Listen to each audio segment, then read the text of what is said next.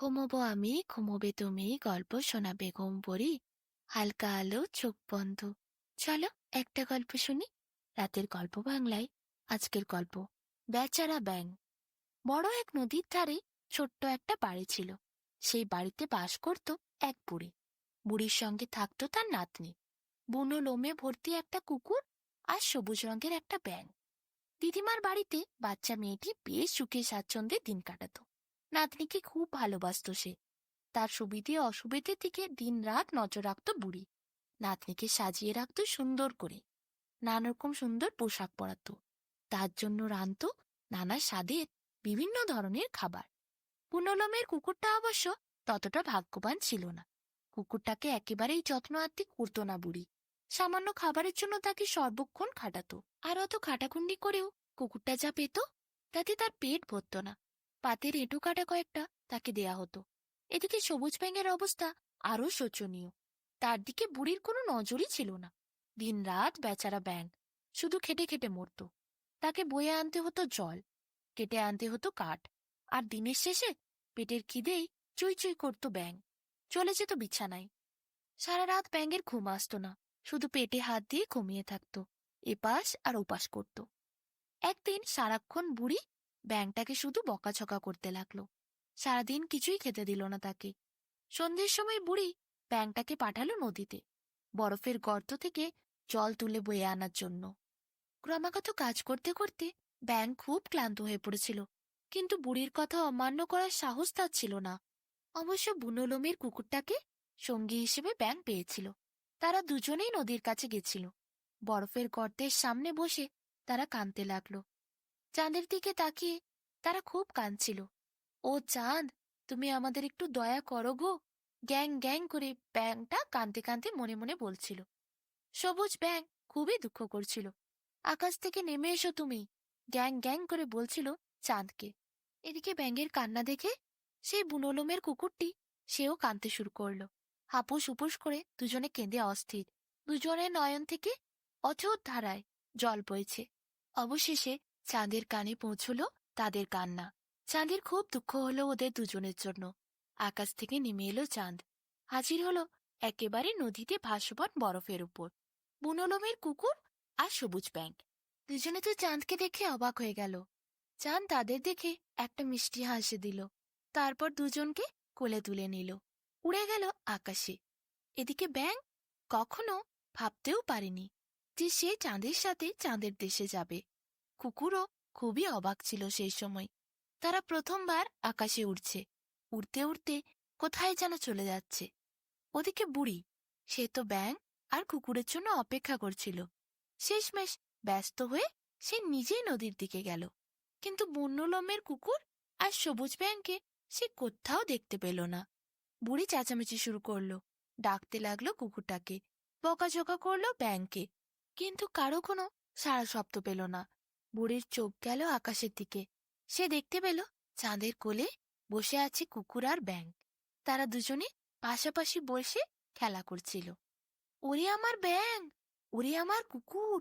আকাশের দিকে তাকিয়ে বুড়ি বলতে লাগলো, কাঁদতে কাঁদতে বলল, আমি তোদের এত খাওয়ালুম, এত যত্ন আত্তি করলুম, নিজের নাতিপুতির মতো বড় করলুম, আর তোরা কিনা আমায় ছেড়ে চলে গেলি। বুড়ির হাজার কান্নাকাটির পরও সেই সবুজ ব্যাঙ আর কুকুর আর ফিরে এলো না। এখন বুড়ি তার নাতনিকে নিয়ে তাদের বাড়িতে থাকে। আর সেই বুনো লোমের কুকুর আর সবুজ ব্যাঙ তারা এখন চাঁদের বাড়িতে রয়েছে। বুনো লোমের কুকুর আর সবুজ ব্যাঙকে নিয়ে চাঁদ যখন রাজপ্রাসাদের মধ্যে প্রবেশ করল, তখন তারা তো দেখে অবাক। কি সুন্দর ঝলমল করছে সাদা মেঘেরা। আকাশে চারিদিকে যেন হাজারো আলো একসাথে জ্বলে উঠেছে। তার একটু ওপরে তাকালে তারারা ঝলমল করছে, যেন গোটা আকাশে হিরে ছড়ানো। ওদিকে মেঘেরা ভেসে ভেসে এসে সবাই একপাশে দাঁড়ালো। সবাই যেন জ্যোৎস্নার ঝিকমিক করা আলোগুলো গায়ে মেখেছিল। চাঁদের প্রাসাদের দরজাটা চাঁদ খুলতে বলল। চাঁদের প্রাসাদের দরজা খুলতে দেখতে পেল তারা ঝকঝক করছে শ্বেত পাথরের মতো গোটা প্রাসাদ। গোটা প্রাসাদের দেওয়াল, মেঝে, প্রতিটি ঘর সাদা পাথরে তৈরি। যেন পাথরগুলো সাধারণ পাথর নয়, প্রতিটি পাথরের থেকে বেরিয়ে আসছে তীব্র জ্যোৎস্নার আলো। সেই চন্দ্রপুরী যে কতটা সুন্দর কোনোদিন কল্পনাও করতে পারেনি ওই বুনোলোমের কুকুর আর সবুজ ব্যাঙ। তারা দুজনে চাঁদের সাথে সেই চন্দ্রপুরীর ভেতরে ঢুকল। বেশ কয়েকজন দাসী ছুটে এলো, হাতে তাদের নানা রং বেরঙের শরবত। শরবত নিয়ে সবাই প্রথমেই ব্যাঙকে আর বুনোলোমের কুকুরকে পান করতে দিল। বুনোলোমের কুকুর আর ব্যাঙ সেই শরবত পান করেই মুগ্ধ হয়ে গেল। এমন শরবত তারা জীবনে কোনোদিন পান করেনি। এত মিষ্টি শরবত যে সেই শরবত প্রাণ জোড়ায়, মন জোড়ায়। এরপর দাস দাসীরা তাদের সামনে অজস্র ফুল ছিটিয়ে দিল। ফুলের ওপর দিয়ে থপ থপ করে ব্যাঙ এগিয়ে গেল। ওই বুনোলোমের কুকুরটা সেও পা ফেলে ফেলে হাঁটতে শুরু করলো। সামনেই ছিল সোনার অনেকগুলি বিছানা। দুইটি বিছানাতে বসলো ব্যাঙ আর কুকুর দুজনে। চাঁদ তখন বলল তার দাস দাসীদের, এদের দুজনের ভালো করে সেবা যত্ন করো। আমার তো অনেক কাজ আছে, আজ রাতে আমি খুবই ব্যস্ত থাকব। চাঁদ এরপর চলে গেল। দাস দাসীরা বুনোলোমের কুকুরের জন্য এবং সবুজ ব্যাঙের জন্য অনেক খাবার নিয়ে এলো। ব্যাঙ আর কুকুর খুব আনন্দ করে খেল। ব্যাঙ তারপর খুবই খুশিতে লাফাতে লাফাতে আবার বেরিয়ে এলো। চারিদিকে জ্যোৎস্নার আলো তখনও ঝলমল করছে। ভোর হয়নি, ভোর হবে বলে। মধ্যরাতের শেষ প্রহর ছিল। কয়েকটা মেঘের ওপরে ছাপিয়ে চাপল সবুজ ব্যাঙ আর ওই বুনোলোমের কুকুরটা। মেঘ তাদের দুজনকে উড়িয়ে নিয়ে গিয়ে গোটা আকাশ ঘুরিয়ে দেখালো। কত মজা আনন্দই করল সবুজ ব্যাঙ আর বুনোলোমের কুকুর। দেখতে দেখতে যেই ভোর হলো, সেই চাঁদ ফিরে এলো তার চন্দ্রপুরীতে। চাঁদ তখন সবুজ ব্যাঙকে আর বুনোলোমের কুকুরকে ডেকে বলল, শোনো, এখানে আকাশের দেশে তোমরা থাকতে পারবে না। তোমরা তো পৃথিবীর প্রাণী, তাই আমি পৃথিবীতেই তোমাদের জন্য উপযুক্ত ব্যবস্থা করেছি। আকাশের দেশে তোমরা এলে আমার সাথে, একদিন থাকলে আরো একদিন থাকতে পারো, কিন্তু তোমাদের যে এখানে বেশি দিন থাকার অনুমতি নেই। আমি তা করতে পারি না। আমি পৃথিবীর প্রাণীদের এই চন্দ্রপুরীতে থাকার অনুমতি দিতে পারি না। তোমাদের কান্নায়, তোমাদের দুঃখে আমার মন ভেঙেছিল, তাই তোমাদের নিয়ে এসেছি। কিন্তু তোমরা চিন্তা করো না, তোমাদেরকে আমি এমন এক বন্ধুর হাতে তুলে দেব যে তোমাদের উপযুক্ত ভালোবাসা দেবে, তোমাদের যত্ন করবে। ব্যাঙ আর ওই কুকুর খুব খুশি হলো।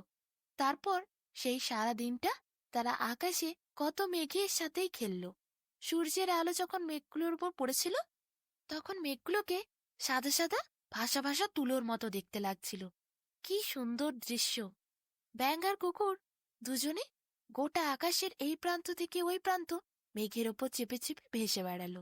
সারাদিন খুব আনন্দ করলো, কত রকম খাবার দাবার খেলো। তারপর আবার রাত নামলো। চাঁদ তাদের ডেকে বলল, তোমরা আর কয়েকটা ঘন্টা এই চন্দ্রপুরীতে থাকতে পারবে। সবার সাথে যত ঘোরার, আনন্দ করার তা তোমরা করে নাও। তারপর আমি তোমাদেরকে ভোর হওয়ার আগেই পৃথিবীতে দিয়ে আসব। কথা শুনে সবুজ ব্যাঙের আর বুনোলোমের কুকুরের মনটা খুব খারাপ হয়ে গেল। এই একটা দিনেই তারা চাঁদকে কি ভালোবেসে ফেলেছিল। চন্দ্রপুরীটা তাদের কত ভালো লাগছিল। তাদের মনে এত দুঃখ দেখে চাঁদ বলল, না না, তোমাদের যখন মন করবে তোমরা নিচের থেকে, পৃথিবীর ওপর থেকেই আমাকে ডাক দিও, আমার সাথে কথা বলো। আমি নিশ্চয়ই যাব, মাঝে মধ্যে তোমাদের চন্দ্রপুরীতে নিয়ে আসব। তারপর কিন্তু আবার তোমাদেরকে ওখানেই দিয়ে আসব। বেশি দিন তোমরা এখানে থাকতে পারবে না, তবে হ্যাঁ, কয়েকদিন তোমরা এসে মজা করতেই পারো। বুনোলোমের কুকুর আর সবুজ ব্যাঙ দুজনেই আনন্দে আত্মহারা হয়ে উঠল। চাঁদের কথায় তারা খুব খুশি হল। এরপর চাঁদ দূর এক দেশে এক রাজকুমারের কাছে বুনোলোমের কুকুরকে আর সবুজ ব্যাঙকে রেখে এলো। সেই রাজকুমার খুবই দয়ালু এবং ভালো মনের মানুষ ছিল। সে প্রায়ই জানালা দিয়ে চাঁদের দিকে তাকিয়ে থাকত। চাঁদকে সে বড্ড ভালোবাসত, তাই চাঁদ তার সাথে মাঝে মধ্যেই কথা বলতো। বলতে গেলে চাঁদের সাথে তার খুবই বন্ধুত্ব। চাঁদ তাই ওই বুনোলোমের কুকুরকে আর সবুজ ব্যাঙকে রাজকুমারের হাতে তুলে দিল। তারপর থেকে অবশ্য ব্যাঙের আর বুনোলোমের কুকুরের যত্নের কোনো ত্রুটি হয়নি। রাজপুত্র তাদেরকে খুব ভালোবাসতো, সব সময় নিজের কাছে রাখতো। আর রাজবাড়িতে কত রকমের সুস্বাদু খাবার তারা খেত। সবুজ ব্যাঙের আর বুনোলোমের কুকুরের যখনই চাঁদের জন্য মন খারাপ করত, তারা চাঁদের সাথে কথা বলতে পারত। আর মাঝে মধ্যে তারা চন্দ্রপুরীতেও আসতো, অনেক মজা করে আবার রাজকুমারের কাছে ফিরে যেত।